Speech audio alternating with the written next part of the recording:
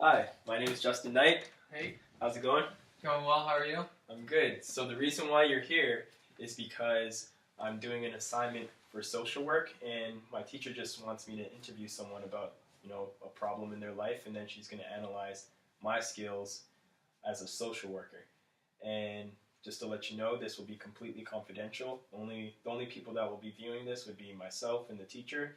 And after she's done watching the video and grading the assignment, it will be deleted, and it'd be like it never happened. Are you okay with that? Yep. All right. So what problem are you bringing to the table today? Okay, so I kind of wanted to talk about how I've been dealing with the results of the presidential election last week, um, and those that I'm close to, as well in my personal life, and how people are coping with it across the country as Americans or just world citizens for that matter. Um, to start off with, I voted for Hillary, and I felt like, um, politics aside, it was a very easy decision for me because, though I tend to be more liberal in my political views, to me it was much more a vote for, you know, moral values that I feel like are just, kind of indisputed. Like on the one hand, you have someone that I think is, again, ignoring like the fact that I think he's completely unfit to serve in the sense that he's not experienced and whatnot. Also, I think the main disqualifying factor is just the way that he ran his campaign on racism and xenophobia and all these other hateful uh, issues, and question the political process. And I think that that was the last 18 months of campaigning has been damaging to you know many Americans, as well as like our process, our government, and he destroyed the Republican Party. And like, at this point after the election, it's hard to understand how to move forward and unite as a country. And as we've seen, there's been a wave of hate crimes and suicides among LGBT teens and all sorts of other just like hateful uh, you know social issues come up as a result of this election, or at least following the wake of the election. I can't necessarily blame all those things in the election, but it's been a tough time for America with the protests all over the country, and several people don't understand what all the hullabaloo is about. People might think it's just like any other election. There's criticism on both sides, and it's fracturing my life personally, but just American society in general, and those that I love. So it's been tough to kind of accept that. Okay. And I noticed that you said that it's been affecting your life personally. How has it affected your life since he began running, and how has it affected your life after? So between like your friends, family, what have you been running into?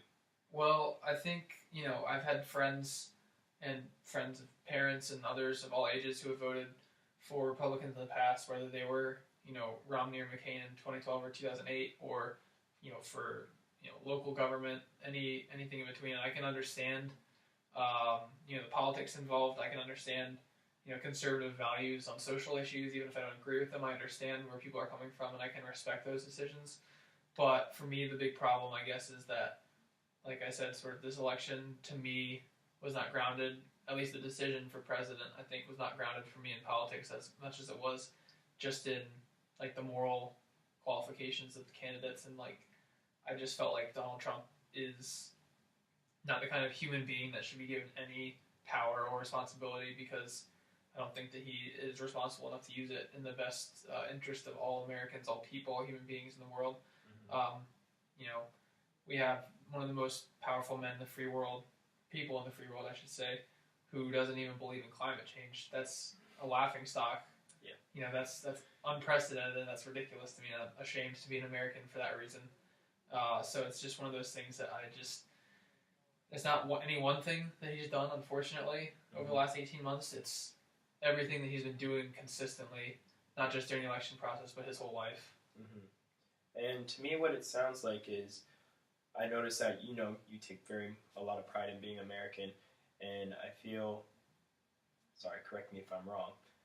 Do you feel as if that your pride of being American has now been tarnished, seeing that so many people that call themselves American share these viewpoints that you find immoral. Like, how did that affect you? Yeah, I mean that's been especially tough, both with people that I know or just groups of people that I have respect for in general. I feel like voting for Donald Trump is not simply just voting for like the Republican candidate like it would be in any other old election.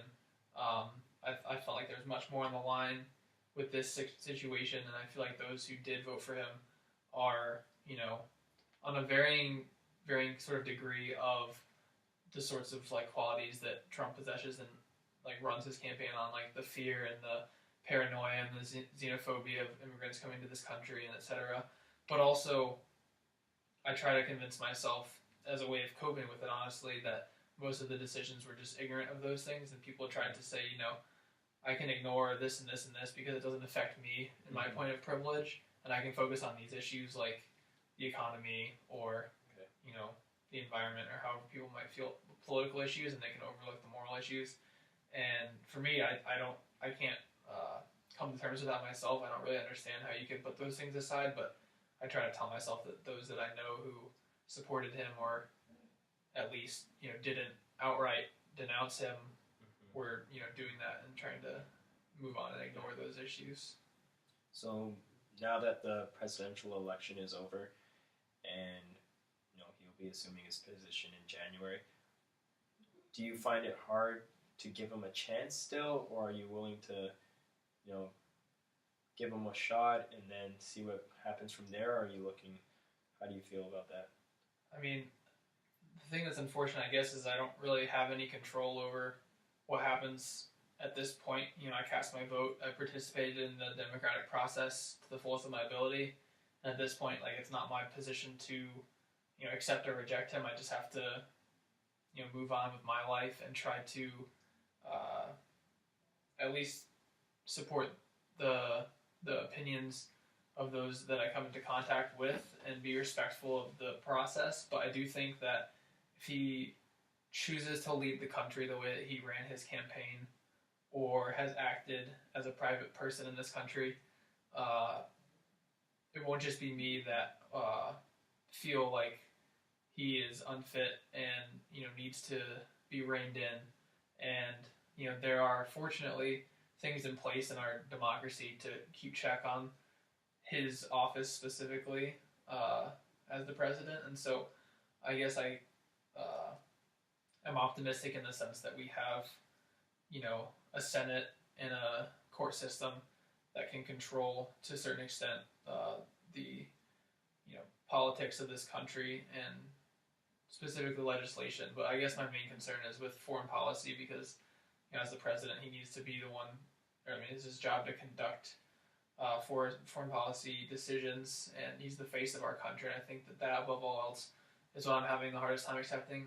I think that he, as an individual, can do much damage to this country and the reputation of this country that's had such a good recent past of progressive thinking and inclusion, like the passage of such things like the Marriage Rights Act and such. So I think to me the biggest thing is it's an ideological step backwards, and I'm concerned, I guess, less about the actual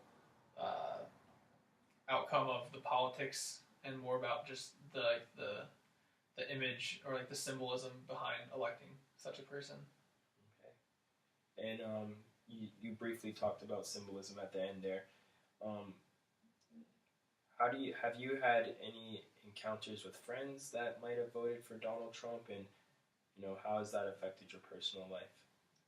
Yeah, I have lots of people that I know who have either supported him or like I said, kind of made their decision a while ago and said, like, I can't vote for his opponent for whatever reason, and so I'm going to vote for him. And then they kind of just checked out and said, I'll see you on election day, but mostly uninterested in what other side had to say after a certain point. And so I'm disappointed, and I'm having trouble sort of reconciling the way that I feel about it with those actions. But